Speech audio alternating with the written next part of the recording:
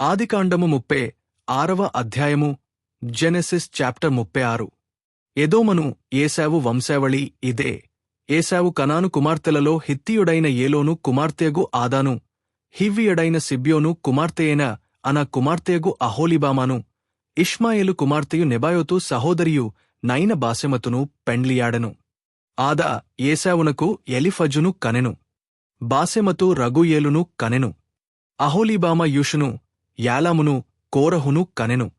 కనాను దేశములో ఏశావునకు పుట్టిన కుమారులు వీరే.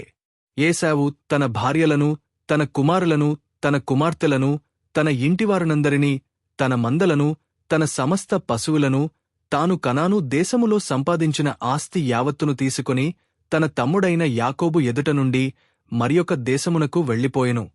వారు విస్తారమైన సంపదగలవారు గనుక వారు కలిసి నివసింపలేకపోయిరి. వారి పశువులు విశేషమయ్యున్నందున వారు పరదేశులయ్యుండిన భూమి వారిని భరింపలేకపోయెను. అప్పుడు ఏశావు శేయిరు మన్యములో నివసించెను. ఏశావు అనగా ఎదోము. శేయిరు మన్యములో నివసించిన ఎదోమీల తండ్రాయన ఏశావు వంశావళి ఇదే. ఏశావు కుమారుల పేరులు ఇవే.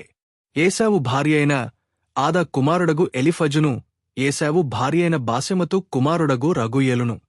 ఎలిఫజు కుమారులు తేమాను, ఓమారు, సెపోగాతాము కనజు.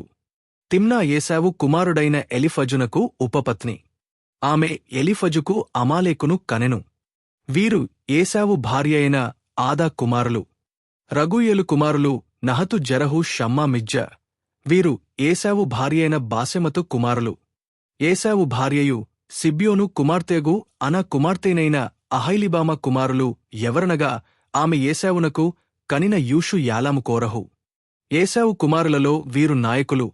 ఏశావు ప్రథమ కుమారుడైన ఎలిఫజు కుమారులు: తేమాను నాయకుడు, ఓమారు నాయకుడు, సెపో నాయకుడు, కనజు నాయకుడు, కోరహు నాయకుడు, గాతాము నాయకుడు, అమాలేకు నాయకుడు. వీరు ఎదోము దేశమందు ఎలిఫజు నాయకులు. వీరు ఆదా కుమారులు. వీరు ఏశావు కుమారుడైన రగూయేలు కుమారులు: నహతు నాయకుడు, జెరహు నాయకుడు, షమ్మా నాయకుడు, మిజ్జ నాయకుడు. వీరు ఎదోము దేశమందు రగూయేలు సంతానపు నాయకులు. వీరు ఏశావు భార్యయైన బాసెమతు కుమారులు. వీరు ఏశావు భార్యయైన అహైలిబామ కుమారులు: యూషు నాయకుడు, యగ్లాము నాయకుడు, కోరహు నాయకుడు. వీరు అనా కుమార్తెయు ఏశావు భార్యయైన అహైలిబామ పుత్ర సంతానపు నాయకులు. ఎదోమను ఏశావు కుమారులు వీరు. వారి వారి సంతానపు నాయకులు వీరు.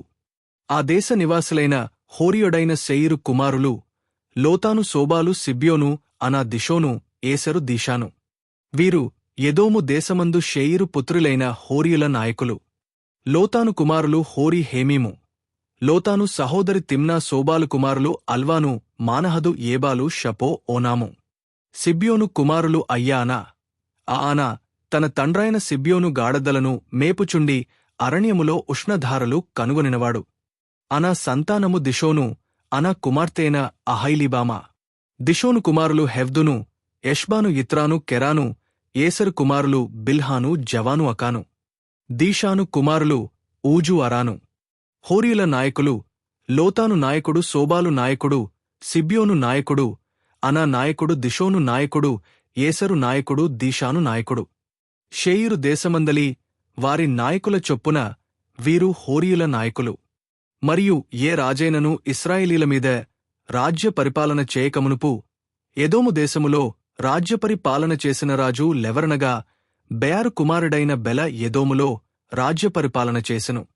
అతని ఊరి పేరు దిన్హాబా. బెల చనిపోయిన తరువాత బొస్రా వాడైన జెరహు కుమారుడగు యోబాబు అతనికి ప్రతిగా రాజాయెను.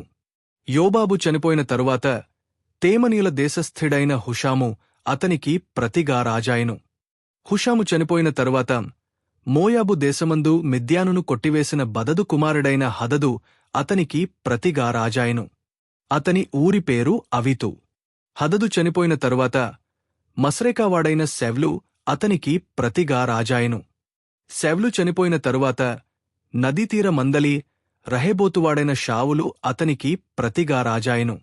షావులు చనిపోయిన తరువాత అక్బోరు కుమారుడైన బయల్ హానాను అతనికి ప్రతిగా రాజాయెను. అక్బోరు కుమారుడైన బయల్ హానాను చనిపోయిన తరువాత హదరు అతనికి ప్రతిగా రాజాయెను. అతని ఊరి పేరు పాయు. అతని భార్య పేరు మహేతబేలు. ఆమె మేజాహాబు కుమార్తెన మత్రేదు కుమార్తె. మరియు వారివారి వంశముల ప్రకారము వారివారి స్థలములలో వారివారి పేరుల చొప్పున ఏశావు సంతానపు నాయకుల పేరు లేవనగా, తిమ్నా నాయకుడు అల్వా నాయకుడు యతేతు నాయకుడు అహొలిబామా నాయకుడు ఏలా నాయకుడు పీనోను నాయకుడు కనజు నాయకుడు తేమాను నాయకుడు మిప్సారు నాయకుడు మగ్దీయేలు నాయకుడు ఈరాము నాయకుడు. వీరు తమ తమ స్వాస్థ్యమైన దేశమందు తమ తమ నివాస స్థలముల ప్రకారము ఎదోము నాయకులు. ఏశావు ఎదోమీయులకు మూల పురుషుడు.